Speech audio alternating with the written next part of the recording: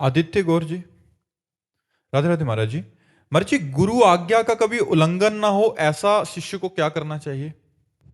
पहले महात्म बुद्धि गुरु में करनी चाहिए और क्यों में वो छोड़ देना चाहिए। गुरु के वाक्य पर प्रश्न नहीं होना चाहिए, जैसा वो बोले वैसा हमें कर देना चाहिए, तो हमारी अधीनता होती चली जाएगी। और गुरु के वाक्य भगवत प्राप्ति कराने में समर्थ है, चाहे वो जैसे भी वाक्य हो। अगर गुरु आपसे सांसारिक कार्य भी कह रहे हैं और आप सांसारिक कार्य को बिल्कुल गुरु भाव से कर रहे हो, तो आपको भगवत प्राप्ति हो जाएगी। महाभारत में एक प्रसंग आता है कि उनके गुरुजी ने कहा कि खेत की मेड़ जो है वो टूटने न पावे, वर्षा हो रही है, बेटा जाकर उसकी रक्षा करो। वहां गए, उनको मेड़ बांधना आता नहीं था और गुरु की आज्ञा थी कि मेड़ टूट करके खेत का पानी बाहर न जाने पावे। अब वो कोशिश किए लेकिन नहीं बंधा, तो उन्होंने अपने शरीर को ऐसे करवट करके शरीर को मेड़ में डाल दिया। पानी रुक गया। अब हटते हैं तो पानी जाता है, गुरु आज्ञा को उल्लंघन होता है। ऐसे गर्दन की सांस लेते रहे, पूरे शरीर, पूरी रात हो गई। गुरुजी ने कहा वो नहीं आए, तो उन्होंने कहा महाराज जी वो तो आपने भेजा था सेवा में, अब क्या पता।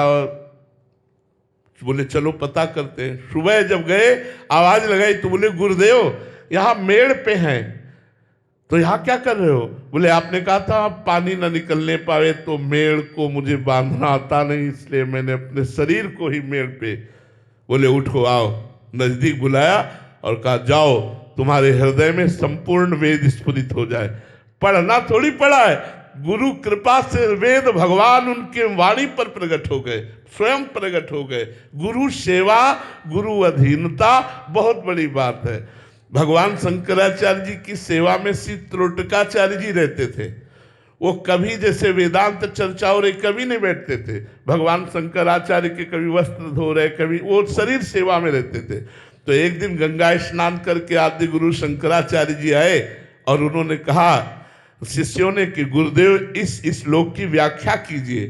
तो उन्होंने कहा त्रोटक को भी आ जाने दो। तो सबने हंसी उड़ाई कि पढ़े न लिखे, वो केवल शरीर सेवा में रहते, उन्हें आत्मा से तो कोई मतलब नहीं, तो क्या उनके सामने वेदांत। तो भगवान शंकराचार्य जी ने कहा तुम गुरु सेवा को इतना लघु भाव से देखते हो।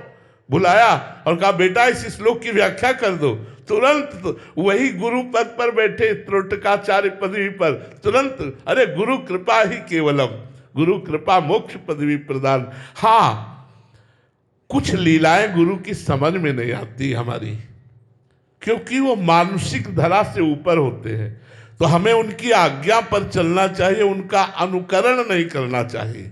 जो उपदेश उनके श्रीमुख से निकले हैं हमें उनकी बात माननी चाहिए। गुरु की लीला प्रकट में जो है वो हमारी समझ के परे के बाहर की बात है। एक बार आदि गुरु भगवान शंकराचार्य जी जा रहे थे, तो मछली बिक रही थी, तो ऐसे मछली उठाई और ऐसे खा गए आदि गुरु भगवान शंकराचार्य। तो कुछ शिष्य, जो 4 शिष्य थे, उन्होंने बिल्कुल नहीं छुआ, खड़े रहे। और जो शिष्य थे उन्होंने पा लिया। गुरुजी ने पाया तो हमने भी। गुरुदेव ने देखा, आगे चले। अब वो तो महायोगी शंकर स्वरूप है। कांच गलाया जा रहा था, तो नारियल के खप्पर में भरा कांच गल। अब वो 4 तो पहले भी नहीं खाए थे और अब भी चुपचाप खड़े थे। जो और पीछे अनुयायी थे अब वो सब मुंह ताके, तो उनका भाई पियो। और कहा गुरुजी मर जाएंगे जो पियोगे, मछली क्यों खाई? बोले आपने खाया था। तो बोले हमने पिया, ये कांच का गला हुआ जलता हुआ, आप भी पियो। बोले नहीं।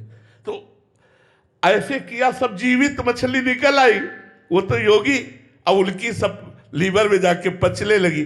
तो गुरु का उपदेश हमें मानना है, गुरु की हर वृत्ति हमें अनुकरण नहीं करनी। वो किस भाव में कहाँ कैसे विचर रहे वो जाने, उनकी कृपा जाने। हमें तो जो आदेश होगा हम उसका पालन करेंगे। जो ऐसे गुरुदेव के अधीन होकर चलता है, तो गुरुदेव की आज्ञा पालन करने की सामर्थ्य गुरुदेव ही देते हैं।